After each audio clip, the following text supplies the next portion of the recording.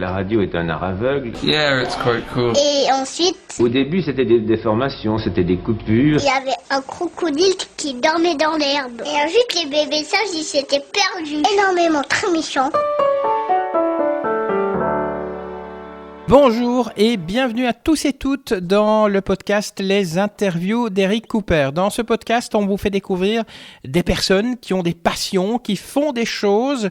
Et aujourd'hui, on va parler de café. Mais à propos, votre café, vous le prenez comment ? Avec ou sans sucre ? Avec du lait de vache ou du lait de soja ? Puisque, en effet, c'est du café dont il va être question aujourd'hui, et tout spécialement le café shorty.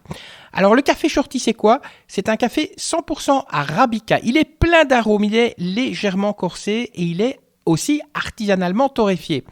Le café shorty, sachez-le, c'est une coopérative belge à finalité sociale et il est produit au Guatemala. Et aujourd'hui, j'ai rencontré Dimitri Lecarte, qui est le directeur des cafés shorty, et je lui ai demandé, Monsieur Lecarte, pourquoi cet intérêt spécialement pour le café ? Curieusement, c'était pas vraiment l'intérêt pour le café, mais plutôt l'intérêt pour une situation par laquelle passaient les producteurs au Guatemala. Donc, ils étaient, on parle de début des années 90, donc moi quand je les rencontre, ils demandent un soutien parce qu'ils ne savent pas comment vendre leur café. Et en fin de compte, je me rends compte que c'est une culture qu'ils ne connaissent même pas très très bien. Ils ont été, on va dire, un peu forcés dans les années 80 par des projets internationaux à s'engager dans la culture du café. C'était des projets qui étaient financés, qui allaient être financés par la Banque mondiale, le Fonds monétaire. Et en fin de compte, l'objectif était de pouvoir pallier au manque d'offres sur le marché international. Et donc, ils se sont un peu engagés là-dedans, toute confiance, en écoutant les techniciens qui venaient leur présenter le café comme une solution miracle à leur situation de pauvreté. Et donc, c'est un petit peu compréhensible qu'ils aient accepté et qu'ils se soient lancés là-dedans. Donc, pour répondre à votre question clairement, devant cette situation-là, c'était le café qui commercialisait. Donc, moi, ce qui m'intéressait, c'était de pouvoir offrir une option. Et shorty, le nom vient d'où ? Shorty, ce sont les Indiens. Les Indiens, l'ethnie Maya Shorty au Guatemala, c'est un pays où il y a 23 ethnies indiennes, toutes descendantes des Mayas, mais dont les Shorty. Vous dites descendants des Mayas, mais je pensais que tous les Mayas avaient disparu en fait. Les colonisateurs espagnols les avaient tous tués en fait. Ah non, c'était des grillés, hein. C'était des durs à cuire les Mayas. Donc non, ils sont encore bien présents. Et au Guatemala, ils sont plus de 60%.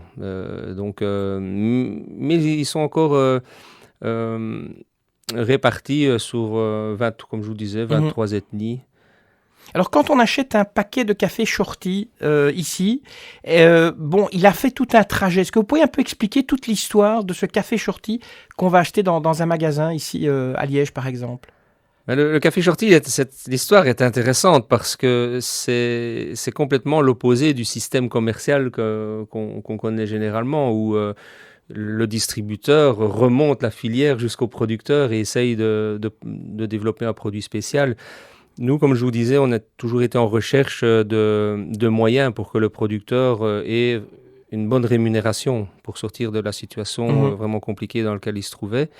Et au fur et à mesure des initiatives qu'on trouvait, donc commerce équitable classique avec les certifications, les labels, on s'est dit à un moment donné, mais il faudrait qu'on se rapproche du consommateur. Donc moi, j'étais au Guatemala et le producteur avait un prix idéal pour lui, pour pouvoir développer donc sa famille avec la vente de son café. Et donc, on s'est donné comme objectif d'obtenir ce prix. Et pour cela, il fallait vraiment qu'on revienne en Belgique et qu'on arrive à donner une valeur ajoutée et le vendre torréfié directement au consommateur. Donc, c'est vraiment ça, le café shorty, c'est toute une filière qui commence au Guatemala avec une réflexion au niveau de la coopérative et puis qui s'exporte en Belgique.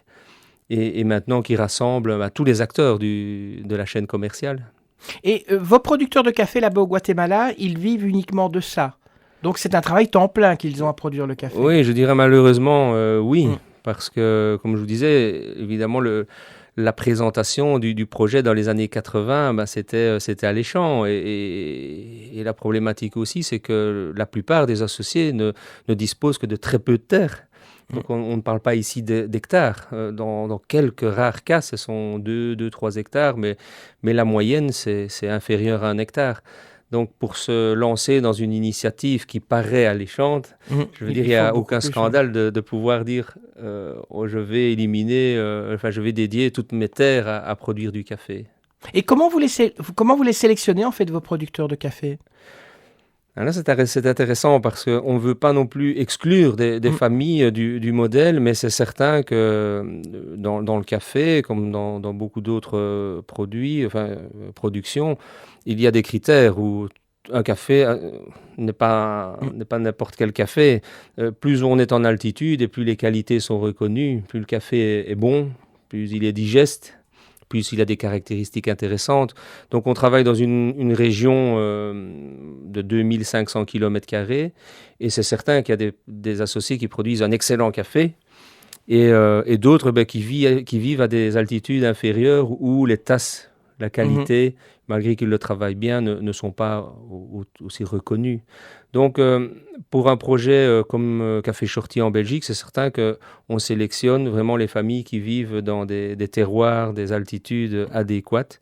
Mais c'est un travail en coopérative. Donc, je veux dire, tout le monde reçoit la même chose. Et est-ce qu'on ne mélange pas les cafés, par exemple ceux d'altitude très haut, qu'on mélangerait avec une altitude un peu moins haute, et on se dirait on fait un petit mélange avant de les torréfier pour avoir une sorte de qualité, peut-être pas extra supérieure, mais la même qualité pour tout le monde en fait. Oui, je pense que là, ce n'est plus vraiment le terme qualité, c'est plutôt le goût.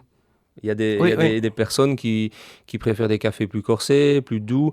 Et là, plus on va en altitude, plus le café va être corsé. Donc, c'est vrai que dans le métier du café, en fonction du pays dans lequel on se trouve, en Europe, tous les pays boivent pratiquement un café différent. Ouais. Donc, c'est là où se trouve l'art du torréfacteur, l'art des sociétés qui doivent aller chercher des cafés, faire des mélanges pour que ça plaise à un maximum de personnes. Alors, comment nous, le consommateur, on peut être sûr que les producteurs reçoivent un prix juste, en fait, pour le café qu'ils produisent ? Quand on achète un paquet de Shorty, est-ce qu'il y a sur le paquet, par exemple, des indications qui font savoir que oui, grâce à votre achat, eh bien, on permet au producteur d'avoir assez d'argent dans sa poche pour pouvoir envoyer ses enfants à l'école, par exemple ? C'est vraiment très compliqué de communiquer sur cet aspect-là.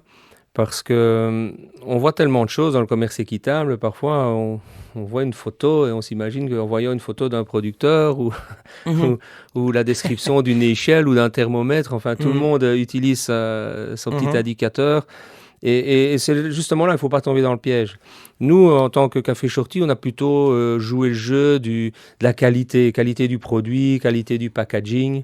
On n'a pas voulu rentrer dans ce cliché, mettre des photos de producteurs et compagnie et de thermomètres parce que c'est très théorique. Shorty, ça va plus loin.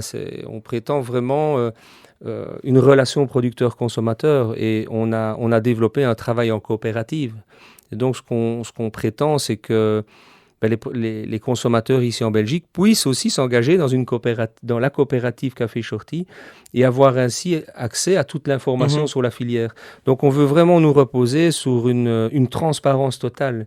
Et donc quand on devient consommateur Shorty, ce que nous on attend, c'est qu'on devienne aussi ambassadeur Shorty et qu'on s'intéresse et qu'on se rende compte par la transparence que tout le monde est rétribué à sa juste valeur dans toute la filière.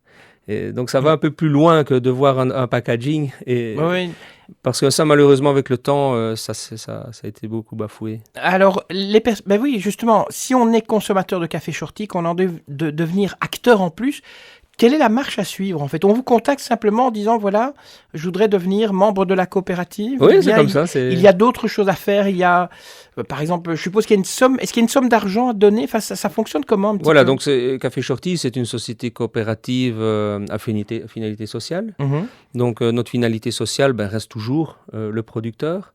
Donc on ne rétribue pas l'argent pour une aide quelconque au producteur, mais on consolide plutôt un capital qui permet à la coopérative de financer son café, de préfinancer son café, afin que celui-ci arrive en Belgique, soit stocké et puisse être torréfié petit à petit. Donc on a toujours un café de qualité, fraîchement torréfié. Et donc, pour devenir coopérateur, ben voilà, ce sont des parts. Il faut acheter des parts. Avec une part, on a autant de votes, autant de droits qu'une personne qui a 1000 combien parts. à peu près Une part, c'est 100 €. Mhm. Et donc, c'est assez facile. On prend contact avec moi via le site ou par téléphone. Donc, shorty.be. Oui, www.shorty.be. Et donc là, il y a déjà une petite information sur ce qu'est la coopérative, comment ça fonctionne.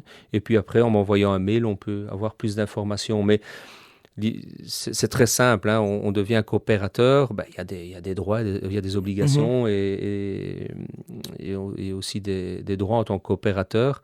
Mais avant tout, c'est la finalité sociale. Hein. Votre café, vous dites qu'il est faible en caféine. Parce que c'est vrai que c'est un reproche qu'on fait au café aussi. Comment est-ce qu'on sait justement de se dire, voilà, votre café il est plein d'arômes, légèrement corsé, faible en caféine. Est-ce que c'est à la torréfaction que ça se passe, donc là-bas au Guatemala, ou bien c'est la sélection des grains? La torréfaction se fait en Belgique. En Belgique, pardon, oui. Mais à nouveau, la caféine, on parle ici de qualité de café, mais de variété. Arabica, donc. Pas tellement oui, un Arabica, mais surtout d'altitude. Donc, plus on a des cafés d'altitude, en Arabica, moins ils sont chargés en caféine. Donc, maintenant, il faut s'assurer que ce qu'on achète, ça soit bien du café Arabica d'altitude. Et là, de nouveau, le marketing a pris beaucoup d'espace et on dit beaucoup de choses. Vous allez voir parfois vos producteurs pour vous assurer que tout fonctionne bien? Ah oui, je pense que c'est une des conditions. Bon, c'est pas le fait de vouloir voyager et d'y retourner à tout bout de champ, mais c'est certain que ici, je pars ici la semaine prochaine parce que c'est l'Assemblée générale. Ça me permet, comme vous dites, d'aller voir les cafés, de voir si la qualité est toujours là, mais ça permet aussi de pouvoir garder une relation constante avec les producteurs. Vous avez aussi une ASBL en fait qui organise des rapprochements entre les populations du Nord et les petits producteurs. Est-ce que ça veut dire que vraiment vous permettez à la personne qui va acheter le café Shorty peut-être même d'aller sur place au Guatemala pour voir les producteurs? Ça, on va dire que c'est le top. Si le consommateur, à un moment donné, reçoit cette envie d'aller voir sur place, d'échanger directement avec le producteur, je pense que pour nous, c'est le rêve. Hein. C'est parce que ce sont des personnes qui iront et qui reviendront et seront vraiment ambassadeurs et pourront dire et témoigner de l'efficacité du projet, du retour du projet. Cette initiative de voyage, c'est né d'une envie du consommateur. On ne pensait pas du tout faire ça au début, mais ce sont les premiers consommateurs qui ont émis cette envie d'aller voir sur place. On s'est dit, on va donner la possibilité une fois par an d'aller voir et si c'est avéré que ça nous a fait beaucoup de bien. Est-ce qu'ils sont partis pour dire, voilà, on veut voir ce que Dimitri nous dit, c'est vraiment vrai, ou bien parce qu'ils avaient vraiment envie de s'informer et puis de se dire, on veut vraiment aller voir sur place, en fait, comment ça fonctionne, la production de café. J'ose croire que c'était pour ça, pour vraiment s'imbiber, aller voir par curiosité de ce qui se passait sur place. J'espère que c'était pas par doute. Mais bon, je veux dire, je ne pense pas à ça. Tout ce que je vois, c'est que beaucoup de personnes y vont et reviennent complètement changés par ce qu'ils rencontrent, par ce qu'ils découvrent sur place. Parce que ce n'est pas seulement la culture du café, c'est tout à fait une autre culture. C'est une richesse énorme de pouvoir partager des moments de sa vie. Il faut savoir parler espagnol comme pour aller au Guatemala. C'est vrai que c'est quand même un avantage de pouvoir dialoguer, avoir un contact direct que de toujours passer par une traduction. Je dirais pas que c'est pareil, parce que quand on parle espagnol, on peut faire un petit écart sur le côté, aller parler avec un ou l'autre. Mais c'est vrai que ça aide, mais c'est pas non plus une obligation pour y aller. Alors, vous aidez donc des producteurs de café là-bas au Guatemala. Est-ce que ça a un impact, par exemple, aussi ici? Est-ce qu'il y a vous travaillez donc, vous êtes dans votre entreprise. Est-ce que vous avez plusieurs personnes ici en Belgique qui ont été engagées grâce à Shorty? Mais disons que nous, on essaye plutôt de... Directement ou indirectement, hein? Oui, on essaie plutôt de créer un contact, une vente directe producteur-consommateur. On ne cherche pas à développer vraiment un grand réseau de distribution. On voudrait que ce soit le consommateur qui prenne cette décision. Bon, donc comme je vous dis, l'objectif n'est pas vraiment de développer un réseau d'employés en Belgique. Mais une des raisons pour laquelle on n'a pas vraiment de personnel, c'est aussi qu'on est toujours dans une phase de développement. Donc on n'a pas non plus des volumes qui nous permettent de pouvoir engager du personnel en Belgique. Mais on a parié aussi sur la valeur ajoutée de torréfacteurs belges. Donc on travaille avec 2 torréfacteurs, 2 familles qui travaillent la torréfaction du café ici en Belgique. On travaille aussi avec des distributeurs qui sont indépendants, mais ils s'occupent donc de distribuer le café dans des petits magasins. Donc, je veux dire, indirectement, si on participe à l'économie. Et dans l'Horeca, est-ce qu'il y a une demande? Parce que je sais que vous faites aussi, vous pouvez par exemple installer des machines à café. Est-ce que l'Horeca régulièrement vous demande d'installer des machines shorty, enfin, qui font du café shorty dans leur... Mais ça a été un petit peu au début notre problème. En tout cas, c'est justement qu'on n'a pas cette capacité de pouvoir financer des machines. Notre métier n'est pas de financer des machines. Et malheureusement, dans l'Horeca, beaucoup cherchent ce service. C'est pas seulement acheter le café, mais ils cherchent qu'on facilite le service des tasses, des machines. Et nous, on n'a pas la carrure pour faire ça. Mais on voit de plus en plus depuis, je dirais, 1 an, qu'il y a cet intérêt de la part de ce secteur à trouver des cafés, à collaborer avec des structures comme la nôtre. Et ça, je peux pas dire qu'on est arrivé déjà à de grands résultats, mais de plus en plus de personnes, de sociétés du secteur Horeca me téléphonent et choisissent d'opter pour le café shorty. Donc, on arrive toujours à trouver un accord. Alors, une dernière question, comment est-ce qu'on fait un bon café shorty? Est-ce qu'on le fait à la façon traditionnelle avec de l'eau chaude ou dans une machine? Ah, mais là... C'est une question de goût, en fait. De nouveau, c'est une question de comme on aime le café un peu fort, quoi. Hein. Je veux dire, moi j'aime bien faire le café à la machine expresso, mais tout le monde évidemment n'a pas les moyens d'avoir une machine expresso. Si on prend le café shorty et qu'on le prépare avec une machine italienne, un percolateur, capsule Nespresso, un Senseo ou une machine qui moule grain, on aura tous des produits différents. Le café aura un goût différent à chaque étape. Donc c'est un petit peu celui qui... Voilà, vous pourriez faire du lyophilisé un jour en shorty? Là, je veux dire, ça ne dépend pas vraiment de nous, mais c'est une question d'industrie. Là, on est déjà dans une cour, j'aime pas dire la cour des grands, parce qu'on sort de tout aspect qualitatif, mais c'est vrai que si on voulait même un jour le faire, parce qu'il y a des marques équitables qui arrivent, mais là, il faut tomber dans des logiques de volume, il faut travailler du gros volume, il faut savoir où le vendre aussi. Hein. Et justement, on parlait de vente, on l'achète tout le café shorty, on le trouve où? Il y a tout un réseau de points de vente qu'on peut retrouver sur le site internet. Hein, shorty.be. On a vraiment un partenariat avec les magasins Oxfam. Donc, je pense que là, ça vaut aussi la peine d'être dit. Mais sinon, on peut aussi l'acheter sur le site internet. Donc, il est au même prix. Il revient à 19,40 €, 4,85 € le quart de kilo. N'importe où, donc je veux dire, le prix il est le même partout. C'est un café de qualité. Ok. Eh ben c'est parfait, 17 minutes. C'est un truc intéressant, c'est le circuit court, parce que ça aussi ça parle, on va dire que c'est vraiment notre pour moi ça a été c'est ce qui est venu un peu nous sauver dans la période de la crise. C'est-à-dire